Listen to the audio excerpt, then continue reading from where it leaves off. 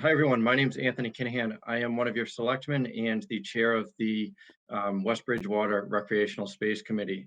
At this town meeting on June 29th, there'll be an article to purchase a parcel of land on Lincoln Street, known as the Russo property, which used to host Russo Farms. The purpose of purchasing this property is to build a recreational complex for athletics. So about a year and a half ago, late 2018, the Board of Selectmen formed the Recreational Space Committee. This committee was tasked with a mission of essentially developing a plan for athletic fields in the town of West Bridgewater for both youth athletics and for the school to utilize. The mission was to assess the current availability, which we'll talk about, to identify the needs, identify a location, which we've identified the Russo property, and to determine funding options, which will come later in the presentation, and then some of it is still to be determined. The members of the committee are myself as the Board of Selectmen representative, our town administrator, David Gagney, our DPW director, Chris Iannatelli, John Delano, our conservation agent, Jan Fox, representative from the Finance Committee, Jen Hamill, the athletic director for West Bridgewater, Glenn Turner from the WBYFA, Greg Stipkotrovich from the WBYAA, Jeff Ryan from the Boosters, and Bill Flynn from a representative from the school committee. So we found a wide array of members to form this committee so that all the needs of the town are met. Hello, my name is Greg Stipkovich. I'm the president of the West Bridgewater Youth Athletic Association. The next set of slides will talk about the various sports in town and the needs we have.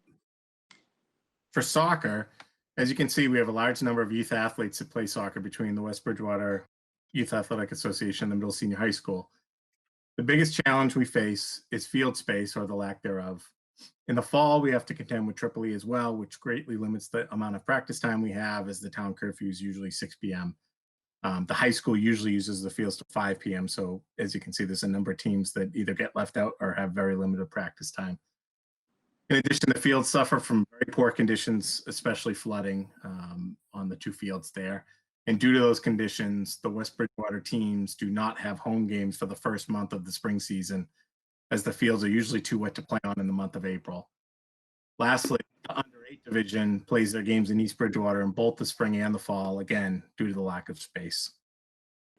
So this is just a picture of a boys soccer game that happened this past fall. This was actually a tournament game that was played on November 5th. This was West Bridgewater against Nantucket. So as you can see from the field conditions, you have pooling right in front of the goal mouths, and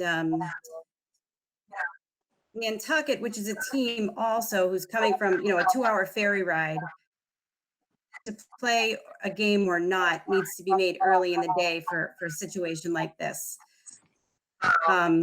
So early on, I had to make the decision. I even covered these fields with tarps at the goal mouths to try to protect them, to get the best field conditions possible. But again, as Greg said, with poor drainage, it leads to pooling, as you can see in this slide. And if you go to the next slide, this is just another image, another picture from a different place on the field. Again, you get the same thing, pooling, throughout the field. And a big concern with this is field conditions. As you can see, it gets to be unsafe. The challenges and the drainage issues, especially when we have, if you have a hard rain, it shows. It makes it for a very challenging playing surface, very unsafe. But once again, it's just another image picture from, again, an MIAA tournament game. This is our first round of the tournament, playing a very important game in our quite challenged. Again, another place in the field, they have pooling water. As you can see, their shirts, Nantucket shirts are covered with mud. They're white shirts.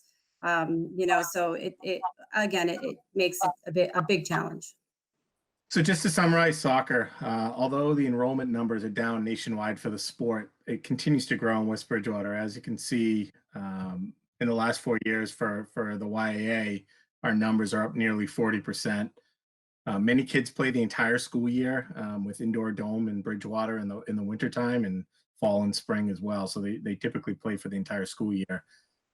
This year in particular, before the spring season was canceled, we also had teams at the U16 girls and U18 boys levels, which is not something we usually have. Again, just basically due to how popular the sport is in town. The next slide, I'm going to hand it over to Jeff Ryan. He's going to talk about football. All right, so football, much like soccer, experiences a lot of the same issues and the same problems, and probably the main reasons why this committee was formed and brought together. It just comes down to space. We're looking at 11 football teams in town, one of them being the high school team, and then 10 youth teams, if you will, with about 165 athletes on the youth teams, plus the players for the high school team. So football takes place in a couple of places in town. It takes place on our great high school field, our nice turf field that we all drive by and get to witness. Our high school team practices there. Our field hockey team practices there. And then when they're done, with the time that's remaining, our youth teams will practice there. When our youth teams, because we can't fit 10 teams on that field in a matter of an hour or two, and as Greg mentioned with soccer, as we go further into the fall between, daylight diminishing and Triple E tending to increase, our ability to be on that field shrinks and shrinks throughout the season. But nonetheless, in addition to the high school, some of the youth teams will practice alongside the Spring Street School. And then in addition to the Spring Street School, some of our athletes, football athletes and teams will practice on the town septic system, which is that large mound on 106 at the end of the Howard Fields. So again, they are very limited, even with those other two fields, if you will, the Spring Street and the septic, as to how long they can practice and how much they can practice. Their practices often run into the night for the younger kids. We don't have any lighting clearly on the septic system or at Spring Street School. So it becomes harder and harder to practice as the season moves on. In addition to that, we have issues with Spring Street. If you look, there are going to be some pictures. Linda, if you can go to the next page. The pictures along the top of the next page, you will see some practice, some scrimmage type events taking place up top. And if you look closely at the grass in Spring Street School, you can see it's pretty much hay at this point. And the hay will turn to mud when it rains on those rainy days. So again, less than ideal conditions. And then we did include a picture of the town septic system, but strangely enough, no parents had taken pictures of their kids practicing on top of the septic system. So that was sort of the best we can do. So in conclusion for football, said it once, just say it real quick. We've got 10 teams, 165 youth players. They get to practice maybe an hour or two on the high school field. And then in addition to that, they practice on the Sullivan and the septic system. With that in mind, those two fields don't provide great conditions, and the amount of time and the ability to practice on them diminish as the season runs on due to dusk and due to Triple E. So next up, we'll flip it back over for some baseball and softball conversation. Greg? Jen? So, fields will discuss our baseball and softball. As you can see, who do we have? We have 19 teams. Two of those teams are our high school baseball team. So our softball teams, about a total of 381 WB athletes plus our visiting teams between youth and high school. The high school field for baseball is over at our high school. We have that field there. And then our youth fields are North, South, Sullivan, and Flaherty. Youth baseball, as you can see, it seems to have its space.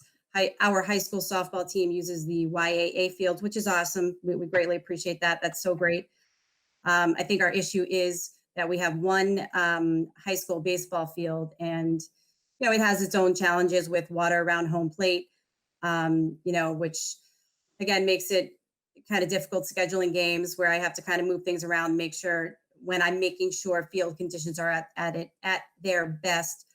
Obviously, for safety reasons, we never want to put any kids, in danger that could be injured due to that. So with that being said, also having just the one baseball field, it would be really advantageous to have, another opportunity to have, a baseball field. Because currently, when I have games, I have to have varsity home, JV away when I have my baseball games. Now, this creates an increase in cost for transportation. So I think, adding and having that opportunity to have another field would be awesome. It would cut down on that cost. When my JV and varsity baseball teams have to practice, they're using the same field, so they never full field experience, kind of replicating play. They have to share that field. And, when you're talking about maybe, 30, 35, 40 kids, it's a lot to maneuver on one field. Usually when you look at other communities, when we travel, they have two baseball fields. So both, my teams are heading, to a school and they can play at the same time. So again, it would be advantageous, from my perspective, from the high school point of view, adding another baseball field, not only give access to kids playing and the best absolute possible field conditions they have, but also saving transportation costs as well for the high school. All right, moving on to the next slide on basketball.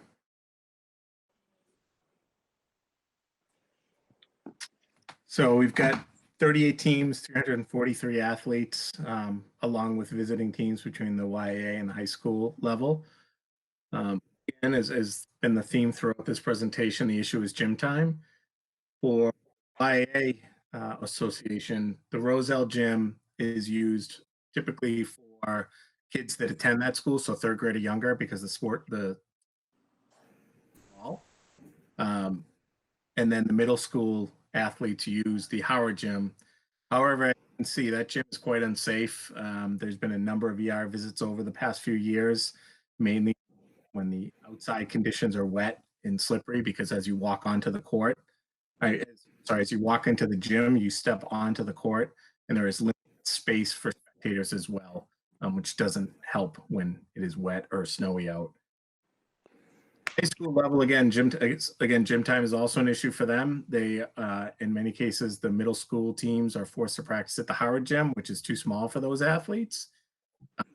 Here, some of those middle school teams actually practice at the Roselle gym, which should be used by 7- and 8-year-olds, not 7th and 8th graders. The outdoor court at Howard, which is actually the only full outdoor court we have in West Bridgewater, hasn't been updated in years. The surface is uneven. There's no lighting, so if the kids want to, 7 o'clock at night, 7:30, and not in summer time of year, they would not be able to play on those courts. I would also advocate for, yes, our gym is basketball, but please also realize another space, if we had another opportunity for an indoor basketball court or complex, what that looks like. I also have my winter track team and my winter cheer. I also try to balance not only basketball, whether it's at the high school, middle school, or youth level, getting them in that gym and getting them some space and time. Winter track team and my winter cheer team, who have very limited space to practice for each of their individual sports. So, another complex like that would really be advantageous and helpful in that regard. So everybody has a chance to get some gym time.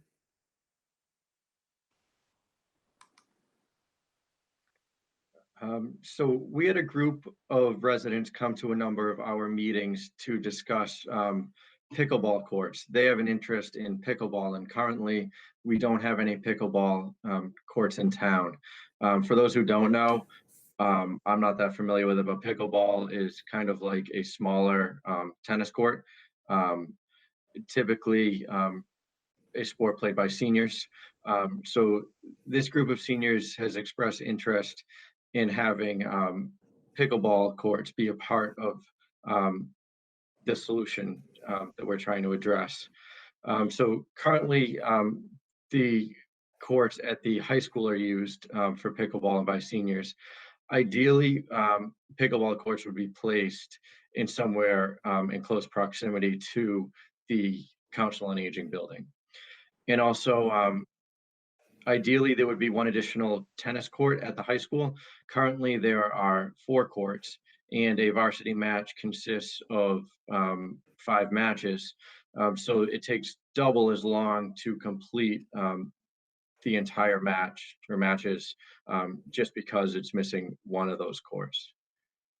And again, I would just add to this tennis court piece of it, only having 4 courts. You know, I have had opponents not want to come and play at West Bridgewater because we only have 4. Most schools have 5 courts, to complete the tennis matches. So that would really be advantageous and awesome.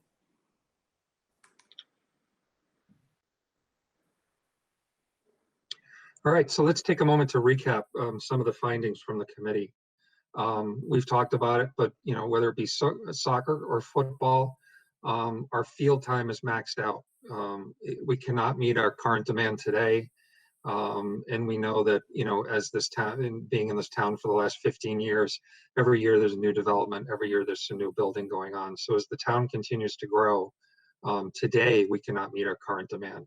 And as we look forward and continue to hope to build and continue to run great athletic programs, youth athletic programs, and high school athletic programs, we need to make some adjustments. The facilities that we've had for the last 15 years are great, but they are now overworked and just can't meet the demand or the needs of our teams. In addition to that, we're at the point where we don't get to expand any of our programs. There have been some requests for middle school soccer teams and other teams, whether it be lacrosse or whatnot. We are limited and we are maxed out with what we have right now. So in addition to what we have, we are somewhat prohibited because of our restraints to offering more programs or building more sports and more teams and things along those lines. Soccer, we talked about flooding. Our fields are great and our Chris and his team do a fantastic job keeping them going, but they don't get to rest. That game with the pictures in the mud was on November 5th. If we're playing through November 5th, there's no chance to really seed, get that field to grow, because guess what? We come back on it the first day the snow gets off it in the spring. So it's a really, really hard thing to do, and it's really hard for us to play as often as we do on grass. The maintenance on the grass requires some rest, and honestly, with our expansion of teams and programs, we just don't have that rest and the ability to allow the grass to sort of rejuvenate. The high school soccer field doesn't allow soccer to be played right now because of balls traveling onto Route 106. We've talked about netting and adding some netting there, and that may or may not happen in the near future. But even with that, it's only going to allow for a few other games. 2 or 3 games per boys and girls soccer teams. But again, the field as a whole is already close to being at its maximum, if not at its maximum on any given time. So that alone isn't going to solve the problem. The Howard Fields, again, we're limited to daylight hours without any lighting or anything along those lines. As we get closer to the playoffs, our practice time actually shrinks, which it probably should go the other way as we move through the season. And that represents a problem. We've talked about youth football. They're practicing on Spring Street School alongside. They're practicing on top of the septic tank. And I think we can do better than that with a little bit of effort and planning. Finally, Jen talked about the need for an additional baseball field, and for both JV to practice and play. Again, continue to improve our teams, improve our sports, improve our results. The one tennis court being short, it doesn't sound like that big of a deal, but when an entire team or visiting team, including the home team, has to hang around and watch one match, it just seems ridiculous, and that's a pretty easy problem to solve. And then pickleball courts, like Anthony said, we've had many residents come and speak and express some interest in pickleball. It looks like a lot of fun. It's something I think we could easily offer. Again, I don't think that that is that hard to do or that crazy in the scheme of things is what we're looking at. So if we could go, I guess, to the next slide. Okay, so I'm David Gagne. I am the town administrator here for the town of West Bridgewater. And as Selectman Kinahan mentioned, about a year and a half ago, we started looking at what would be available for land in the town. And the town doesn't own any land already that it could use. But as the committee has highlighted, this is a real ongoing problem that, quite frankly, is only going to get worse over time if we don't do anything. So in scouring the town, we were able to come across one piece of parcel on Lincoln Street that was being ready for market, that had already been permitted through the planning board to add 8 homes onto. And it was a 16-acre parcel. 8 acres of it is buildable. 8 acres of it is considered wetlands, which is not buildable. However, it is only wetland in its vegetation. It is not wet from the standpoint that we can't use it. So we could still use it for walking trails, for example. They were marketing the land for $850,000. And I spent some time negotiating with the family. The parcel is assessed for about $700,000. And so in negotiating with them, we agreed to purchase the property for $600,000.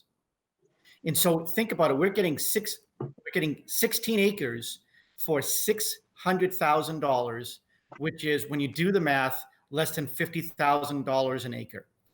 It's really a great deal. It's in a fantastic location there adjacent to Route 24 on a large enough road that could handle buses. In addition to that, we are going to have to do some engineering, because we're going to show you shortly as to what we envision eventually the piece of parcel to look like. So we will have 2 articles at town meeting, $600,000 to purchase the land, and a second article, $100,000, that we would go out to bid, engineer that is specifically skilled in being able to look at parcels like this and develop them into an athletic complex. And at that point, we would have a final, finished, polished, professional product that we would then bring back to town meeting at a later date and ask for funding to be able to build a complex. The purchase and sale agreement has been signed by the Board of Selectmen and the seller, and the purchase and sale agreement has also been reviewed by town council as well. In addition, we've hired an additional attorney to make sure that there is no issues with the title, and there isn't. The title is clean. So as I mentioned earlier, it's right off the highway. It's large enough to accommodate the items that we need to do. We would own the facility. We would own the land. We would have full flexibility to be able to manage it the way we need to. There is some revenue opportunities depending on how we want to use the field at a later date. And again, it would be expandable if needed. All right, so let's take a minute and talk about the recommendations from the committee. We have several, and we'll go through them pretty quickly here, but I think they all make sense based on everything that we've discussed to this point. First, we'd be looking to build one lighted multi-purpose field that could handle soccer, football, field hockey, lacrosse, and baseball. In addition, we'd also be looking to build an additional lighted multi-purpose turf field for soccer, football, field hockey, and lacrosse, as well as anything else that fits in that space, which pretty much every other sport, with the exception of maybe baseball, does. In addition to that, on this property, we would be looking to build one building that would contain 2 basketball courts with some type of locker room, restrooms, and a snack bar that could be accessible from both the inside and the outside to handle the sports that take place on the fields, as well as handle the sports that take place in the building. In addition to that, we have the opportunity to build a walking track that can make its way around all the acres. And we'll pull up a diagram in a moment to look at that. At the high school, we'd be looking to add 1 tennis court and 1 basketball court behind the high school to meet the needs that we've discussed. And then finally, at the Howard School, or somewhere around the Howard School, we'd be looking to add pickleball courts, probably in a closer proximity to the senior center, to meet the need and the desires there. So here is an example of how we can use the land at the Russo property. If you look at the large darker green square or rectangle on this diagram, you'll see that's described as the multi-use field. The shape of that will accommodate soccer and football, lacrosse, field hockey, but in addition to that, it will also accommodate baseball. Moving, I guess, south from there, if you will, the gray area would be parking. And the brown would be the building that would house our 2 basketball courts. And then behind that building, if you will, the lighter shade of green would be an additional soccer, football, field hockey, lacrosse, turf field as well. The lines that you see going through the back of the field are all potential walking trails. In addition to that, that's sort of it for this.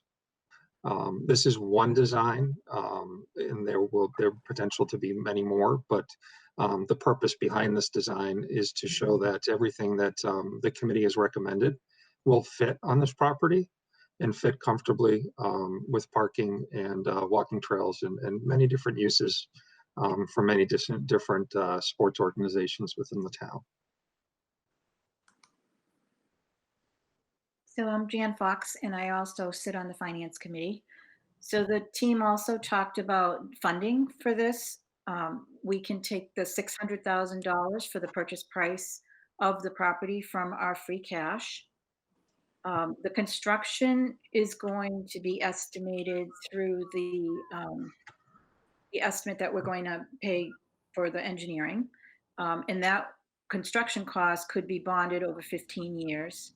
We can also explore grants to see if there are any grants available that may help us fund the project. There are going to be some operational costs associated with it. We'll have, maybe additional funding for the DPW to maintain it. Whether we want to use a lease facility through a management company to manage that and take care of it. They are also great folks with the WBYAA and WBYFA who can assist in maintenance as well as they do now with the fields that they utilize in the town. There are also some potential revenue streams that we might be able to avail ourselves of. The concession stands, some sponsorships, advertising, and potentially other people paying to use the facilities when they're not in use by the town. Okay, as David had stated a few minutes ago, the title work and due diligence has been complete. That was done over the winter and early spring. And in June, this month, the Board of Selectmen signed the purchase and agreement for the property. Sorry, the purchase and sale agreement. And so we'd be looking at a June or July purchase date should this pass a town meeting. And then from there, we'll go out to bid. We'll have to go out to bid for an engineering firm to do design and cost estimation. That will be in the fall. Ideally, we'd come back to town meeting in June 2021 with a number of options, probably 3 options or so, each with a different price tag. So at this time, I know the question is going to be, how much does it cost? Which we are not able to answer. So at this time, we're just looking to purchase the land, which then would be an asset of the town. And then we'd have to come back to town meeting in order to get funding for the actual construction of all the facilities. So although we don't have a cost right now, David's going to walk us through what a couple other communities have done just to show what's out there and what those had cost those other communities. So thank you, Selectman Kinahan. So yes, one of the questions I'm always posed whenever we attempt to present an idea to town is what are other communities doing? So we have some ideas here to show you. In Carver, one of the more recent ones, you can see that they spent about $4 million on a multi-purpose field. This here is turf. They also had lighting and bleachers. The next one that was done was in Norwell. Again, they spent about $4 million a handful of years ago. They actually had 2 turf fields, an outdoor track, lighting. Theirs is a little bit more, is a little bit larger than the previous one. And again, you could still see about a price tag of about $4 million. The next one is in Hull. Hull didn't spend as much money. They only did 1 field. And again, they do have some track associated areas, and they also have a small baseball diamond on the edge of it as well. And they spent about $2 million. You can see they just did that this past year. The next one is Lancaster. Lancaster actually did it in 2 phases. And people should recognize that we may have to do it in multiple phases as well. We'll see as to what the analysis is after we receive it. But in Lancaster, directly off Route 2, they have 4 turf fields, and they generate a ton of revenue because that is the area that a lot of local soccer associations use. And so they can have 4 soccer games at the exact same time. They have a track that goes all the way around it, and they have lighting as well. And the last one that I want to show you a little bit closer to home is in Norton. Again, you could see close to $4 million. They have a multi-purpose field, lighting, and track. So in the end, we don't know how much we're going to spend. But I do know this, is that we show you what other communities are looking like, because West Bridgewater is facing the same pressures as all the other towns. I've been here for 7 years. And in those 7 years, the town has grown by 6,900 residents to about 7,600, about a 10% increase in 7 years. And just to let you know, most other towns are actually losing population versus ours. And what does that new population in West Bridgewater look like? It is chiefly young families, although there's some exceptions. It is chiefly young families with children that are going to continue to put additional pressure on the resources of the town for athletic fields. Because remember, these sports programs are not just for high school. It is not just for our organized sports programs. It's also for our youth sports that eventually becomes the feeder group into our professional sports programs at the high school level. And what's really important about this study that we're looking to do for the field, this is not just for kids. Think about what we're attempting to do. We want to make sure that we have multi-purpose fields for our school-age children. We want to make sure that we have walking trails for our parents. We want to make sure that we have pickleball courts for our grandparents. So this is an investment, not just into the town. It's an investment into our children and our future. It's an investment into all of us wholly to make sure that every single generation in the entire town has an opportunity to take advantage of it. And I will leave you on this. There's been a lot of work done over the past 18 months. The Board of Selectmen showed a lot of leadership on this. They appointed a committee, and Selectman Kennahan has spent countless hours working on it. And Chairman Eldon Marrera and Denise Reyes has always taken a vote every single time to support a program like this to the betterment of our society. Our committee was diverse. We made sure that we had 3 residents, all living in town, representing youth sports, with Jeff, Greg, and Glenn. We made sure that we had school committee involvement with our athletic director, Jen Hamill, and at that time, our school committee chairman, Bill Flynn. We made sure that we had somebody from the finance committee to keep us straight, that we wouldn't spend too much money. We had our DPW director there who fully understands what our fields are, what they need, and what we will need in the future. Because as we mentioned, we understand and recognize there will be long-term maintenance costs. And because this is a wet town, we made sure that we had our highly skilled conservation agent on it as well. He paid attention to the fields that we were looking at to make sure that it was usable, to make sure that we didn't have long-term environmental costs or issues with the properties that we picked out. All of those people, including myself, worked for 18 months to bring a fully packaged deal to you as a town to be able to purchase 16 acres for only $600,000. Please come to town meeting on June 29th. The meeting is at 6 o'clock. We're going to ask you for your vote. It's $600,000 is free cash, which means we are taking on no debt. We will be paying cash. There will be no interest charges on this piece of property. And then to hire an engineering firm to bring back to you, as I said earlier, a final, fully polished product with multiple options as to what you would like to see your town look like in the future. A vote for this is a vote for history for the town of West Bridgewater. Thank you very much for listening.